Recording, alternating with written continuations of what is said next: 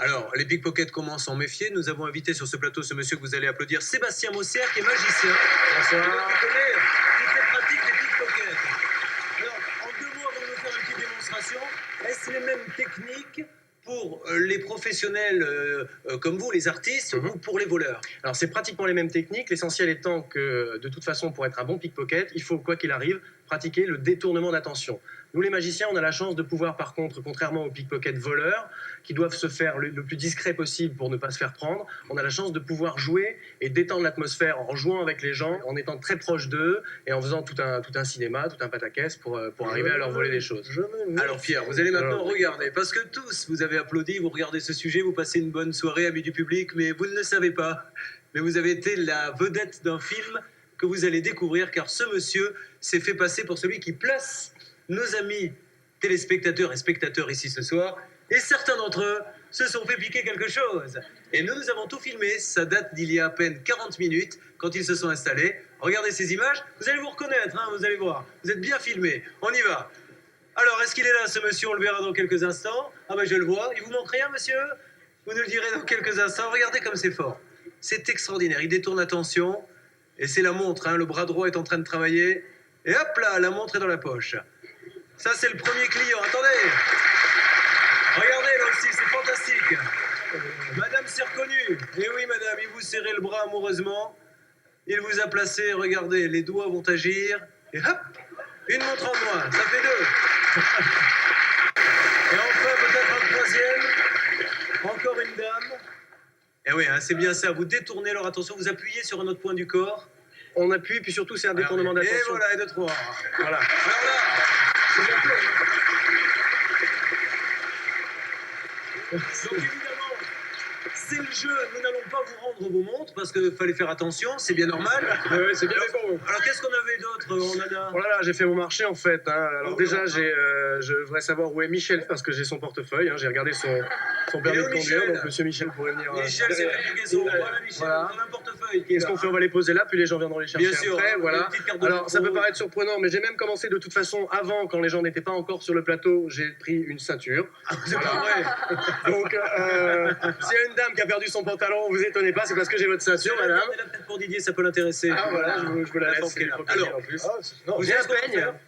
On va se déplacer. Ça.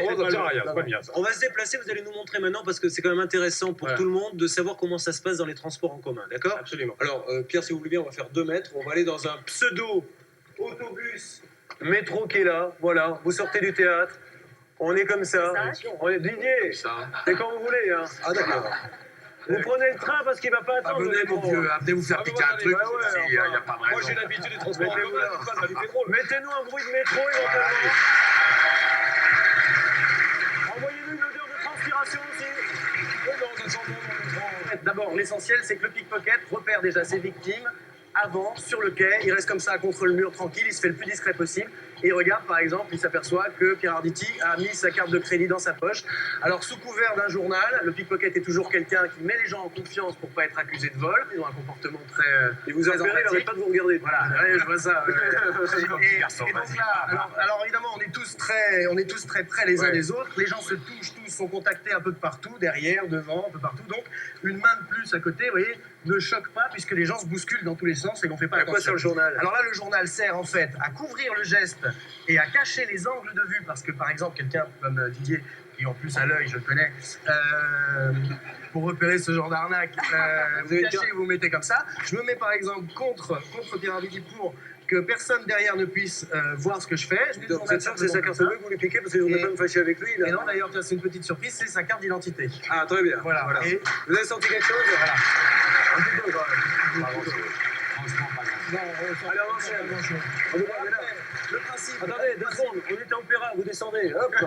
Non, restez, restez. Pardon. Le principe le plus courant, c'est également le sac à main. Alors c'est toujours pareil, sous couvert d'un journal ou comme on l'a vu dans le reportage, sous couvert de papier, de sac en plastique. Ouais. Alors en plus ça fait du bruit quand on les froisse, donc ça cache quelque chose. C'est encore un détournement d'attention supplémentaire.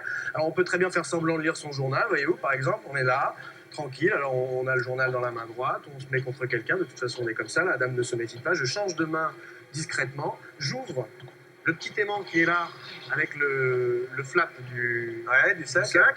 et discrètement, toujours sous couvert du journal évidemment, en essayant de ne jamais croiser le regard de la victime. Le pickpocket ne croise jamais le regard, jamais de contact visuel pour ne pas être démasqué parce qu'on peut avoir un visage un peu fermé. Et là, vous prenez ce qu'il y toujours a dedans. attention et on prend ce qu'il y a très discrètement.